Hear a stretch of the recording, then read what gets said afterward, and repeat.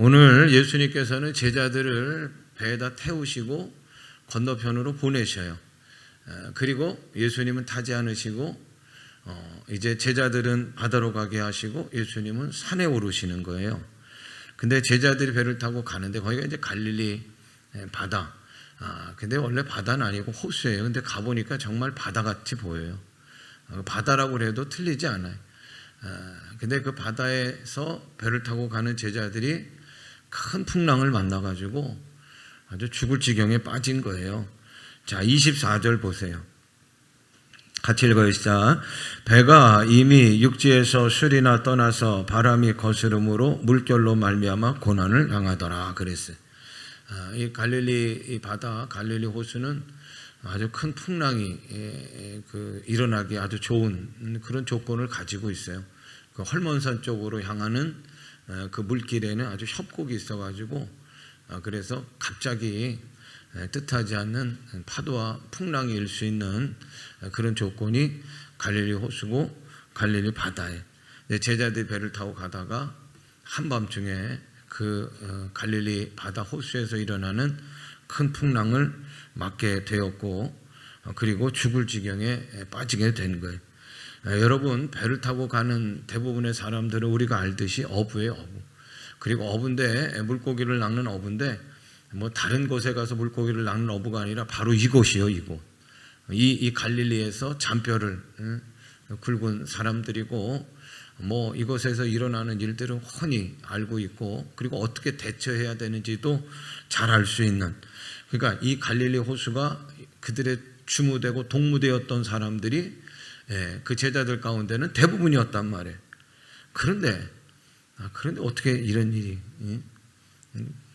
뭐 다른 것도 아니고 자기가 그 삶의 동무대로 누렸던 이곳에서 일어나는 일 속에서 그들이 죽을 지경에 그러니까 속수무책이라는 거예요. 그런 일이 일어날 수 있을까? 아니 여러분 일어날 수 있어요. 아무리 전문가라고 해도 아무리 똑똑해도 아무리 경험이 많아도요. 우리 인생 가운데는 이런 속수무책으로 당할 수밖에 없는 일들이 일어날 때가 있는 거예요. 그러니까 그들이 아무리 동무되고 전문가라 할지라도 그들의 한계를 넘어선 그런 곤란한 일이 그들에게 닥쳤던 거고 우리가 인생을 살아갈 때도 바로 이런 일들이 일어날 수가 있는 거예요. 정신을 차릴 수가 없는 거죠. 자, 22절 보세요. 같이 읽어주시죠. 예수께서 즉시 제자들을 재촉하사 자기가 무리를 보내는 동안에 배를 타고 앞서 건너편으로 가게 하시고 아멘. 재촉을 하는 거예요. 막 제자들을 막 등을 떠밀고 야 빨리 타. 빨리 타고 저 건너가. 재촉했다라는 건 아마 예수님의 의도성이 있는 거예요. 의도성이. 의도적인 마음이 있는 거예요. 야 여기서 이 제자들을 놔둬서는 안 되겠구나. 예수님 당신도 여기 계셔서는 안 되고요. 왜냐하면 지금 임금 삼으려고 하니까 다 사람들이 막 임금이 되어달라고 막 그렇게 하니까 이 속에 제자들이 빠져버리면 이게 혼란스러운 거예요. 이게 제자들이 어떻게 될지 모르는 거예요. 아무튼 이 무리 가운데 제자들을 띄워놔야 되겠다. 그래서 배를 타고 막 등을 떠밀어서 보내시는 거고 그리고 예수님은 요한복음 6장 15절의 말씀을 보면 산으로 올라가시. 그리고 이 놀라운 오병이어의 기적의 역사가 끝난 후에 오늘 사건이 전개가 되는 거예요. 상황이 갑자기 반전이 되는 거예요. 여러분 우리의 삶도 마찬가지. 잘 나갈 때도 갑자기 반전될 거예요. 아니 그리고 여러분 어렵다고 그래서 그냥 어려운 것으로 끝나는 게 아니에요. 어떻게 될지 모르는 거예요. 근데 오늘 아주 뭐 오병이어의 기적의 놀라운 역사들이 흥분이 막 최고적으로 달한 그때 흥분이 가라앉히기 전 바로 이 배에 탄 제자들에게 오늘의 이 사건이 닥치는 거예요. 근데 이 어려운 중에 빠지니까 참 제자들이 이게 탄로가 하나 난 게 뭐냐면 믿음이 탄로가 났어요. 믿음이. 막 흥분하고 좋을 때는 여러분들 그 믿음의 점수를 매긴다는 거는 어떻게 보면 분명하지 않아요. 정말 내 믿음의 점수가 내 믿음이 어느 정도인가를 알아보려면 어려울 때가 그때 이제 그 점수를 매기는 것이 믿음이 아무튼 바른 점수일 텐데 오늘 이렇게 막 바닥이 드러나요. 믿음이. 자 오늘 말씀 보세요. 31절 31절 같이 읽어요.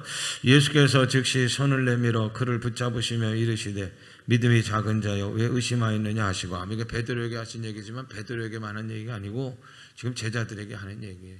이 어려울 때, 이 풍랑일 때, 야 도대체 너희들 믿음이 어디 있느냐. 근데 이제 믿음이 다 탄로나고 말하세요. 바닥을 친 믿음이었어요.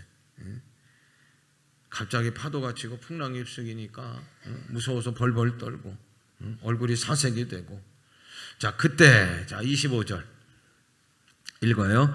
밤 사경에 예수께서 바다 위로 걸어서 제자들에게 오시니. 아멘. 제자들이 그가 바다 위로 걸어오심을 보고 놀라 유령이라 하며 무서워하여 소리 지르거늘. 27절 읽어요.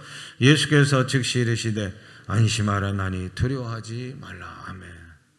혹시 여러분들 가운데 질병의 풍랑을 만나든 관계의 풍랑을 만나든 사업의 풍랑을 만나든 자녀의 풍랑을 만나든 무슨 경제적인 풍랑을 만나든 어려움의 풍랑을 만나 계신 분들이 계시면 오늘 잘 오셨어요. 예수님 만나시길 바라고 오늘 예수님께서 주시는 이 음성이 여러분들에게 들려지시길 바라는데 따라합니다. 안심하라. 두려워하지 말라. 이 음성이 들려지시기를 간절히 원합니다.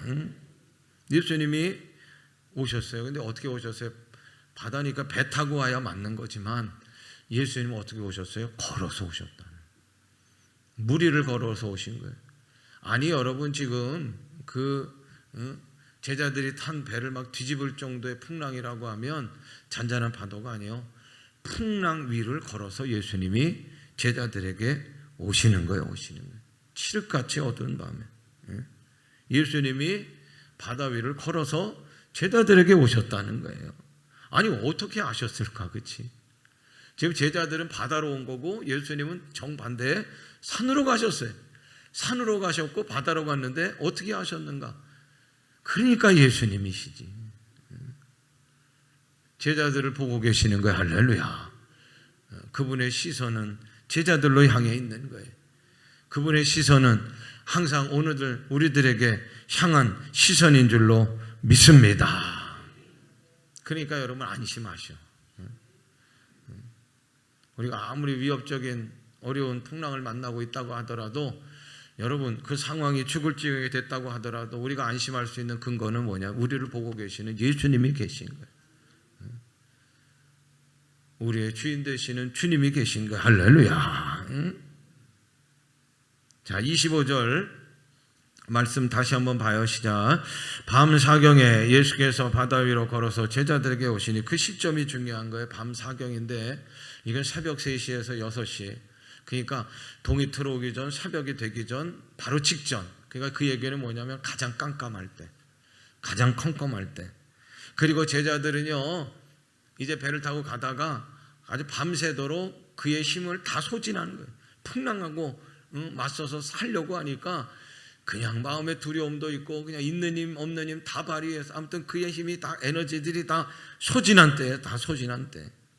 오랜 시간 동안 풍랑과 사투를 벌인 거예요.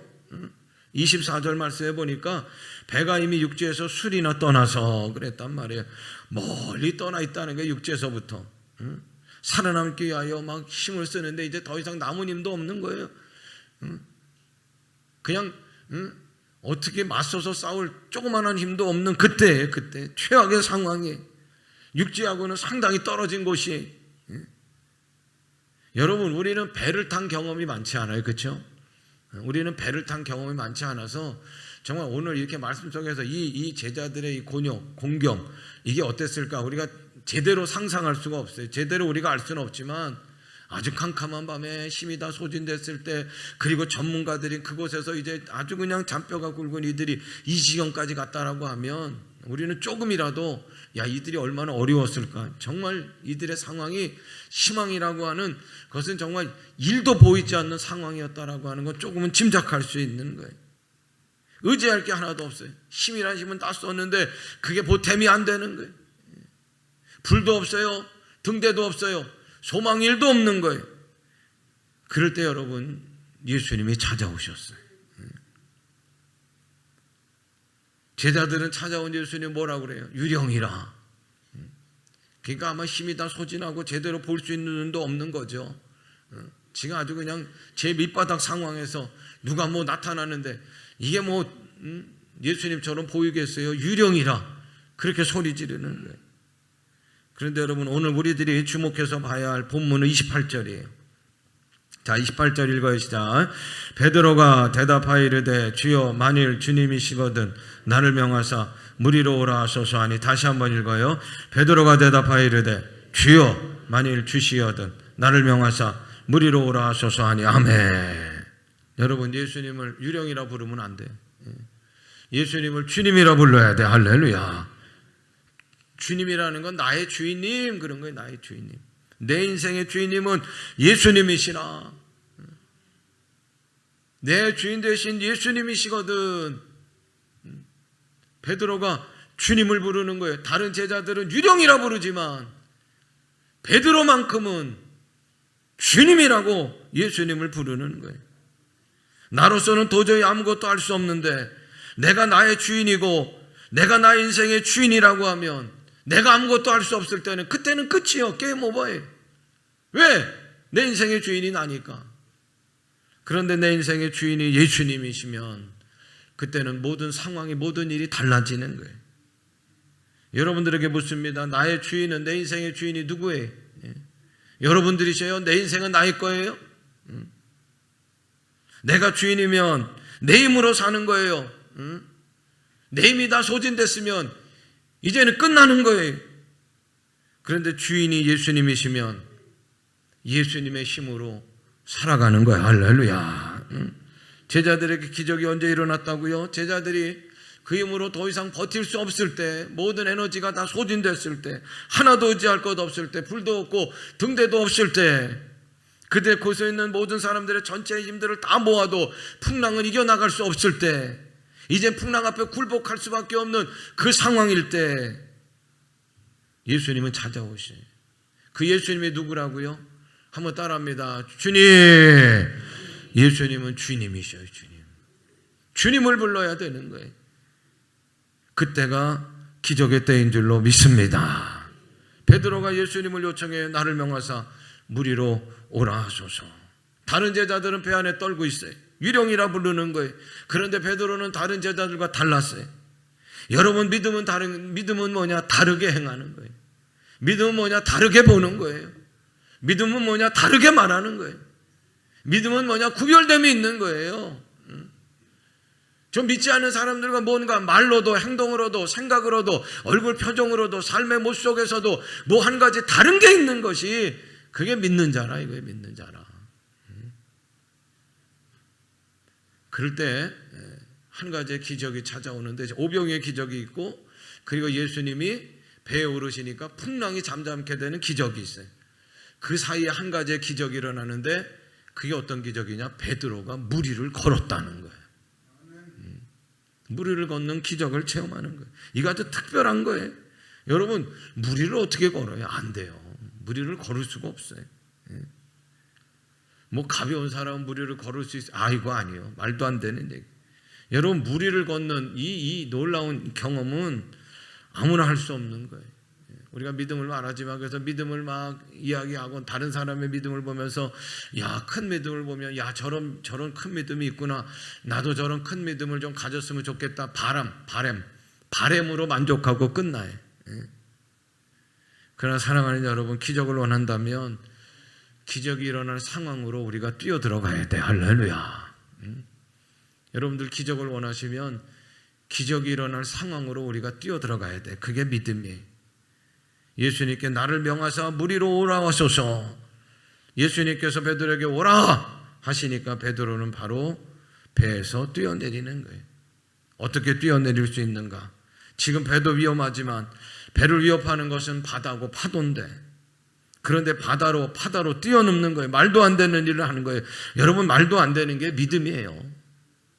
예수님이 계시기에, 예수님이 모든 인생의 해답이시기에, 예수님이 우리 인생의 마지막 소망이시기에, 죽음을 넘어 영생이시기에, 베드로는 예수님 주님으로, 그분으로 뛰어드는 거예요. 그러니까 바다로 뛰어든 게 아니고 주님 되시는 예수님께로 뛰어드는 거예요. 이게 믿음이라는 거예요. 바로 그곳에 믿음의 주가 되시는 예수님의 믿음의 역사가 기적이 일어나고 베드로가 무리를 걷게 된 줄로 믿습니다. 여러분, 믿음은 고백으로 끝나면 안 돼요. 토론으로 그냥 묵상하는 것으로 끝나서는 안 되고, 믿음은 따라합니다. 예수님께로 뛰어드는 것입니다. 자, 옆에 계신 분들 이렇게 인사하시오. 믿음으로 예수님께 뛰어듭시다. 사랑하는 여러분, 믿음으로 예수님께 뛰어드시기를 간절히 원합니다. 예수님께로 뛰어드는 것은 뭐예요? 예수님께 맡기는 거예요. 예수님의 이름을 간절히 부르며 기도하는 거예요. 예수님께로 행동하는 거예요. 거기서 기적이 일어나는 거예요. 거기서 나의 믿음의 전성기가 찾아온단 말이에요. 그리고 베드로의 행동에 눈여겨봐야 할 게 있어요. 그게 뭐냐면 무조건 물로 뛰어든 게 아니라는 거예요. 뭐라고 얘기했어요? 나를 명하사 예수님께 무리로 오라 하소서. 여러분, 베드로를 우리가 생각해 보면 그가 언제 최고의 만선의 기쁨을 누립니까? 그 배에 물고기가 가득 차는 그 물에 물고기를 낚는 그 만선의 기쁨을 누립니까? 예수님께서 말씀하셨어요. 깊은 데로 가서 그물을 내리라. 그때 베드로가 얘기해요. 내가 잡은 것은 없지만 예수님의 말씀에 의지하여 그물을 깊은 곳에 내립니다 할 때, 예수님의 말씀에 의지하여 깊은 곳에 그물을 던질 때, 그때 베드로는 만선의 기쁨을 누린단 말이에요. 베드로는 무조건 뛰어든 게 아니라는 거예요. 예수님의 말씀을 듣고 움직인 거예요. 우리의 말이, 움직임이, 행동이, 사역이 예수님의 말씀 따라가 돼야 될 줄로 믿습니다. 무조건이 아니에요. 무조건이. 주님의 일을 한다고 내 식대로, 내 기분대로, 내 감정대로가 아니에요. 사역을 한다고 내 방식대로가 아니에요. 그렇게 되면 탈나고, 그렇게 되면 여러분 말썽 일어나고, 그렇게 되면 시험거리가 되는 거예요. 주의를 하면서 여러분 왜 탈이 나야 돼요? 주의를 하면서 왜 그게 시험거리가 돼야 합니까? 주의 영광이 돼야 되고, 주의 기쁨이 돼야 되고, 나의 기쁨이 돼야 되고, 내 믿음의 보람이 돼야 되고. 근데 왜 탈이 나고 왜 말썽이 일어나고 시험거리가 되나? 그게 왜 그래요?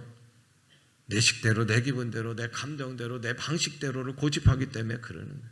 그래서는 안 돼요. 여러분, 오늘 베드로는요 무조건 뛰어든 게 아니에요. 뛰어들고 싶다고 예수님께 여쭤보는 거예요. 예수님께 명하사, 예수님 나로 하여금 무리로 오게 하소서. 예수님 명하시니까, 그러니까 뛰어든.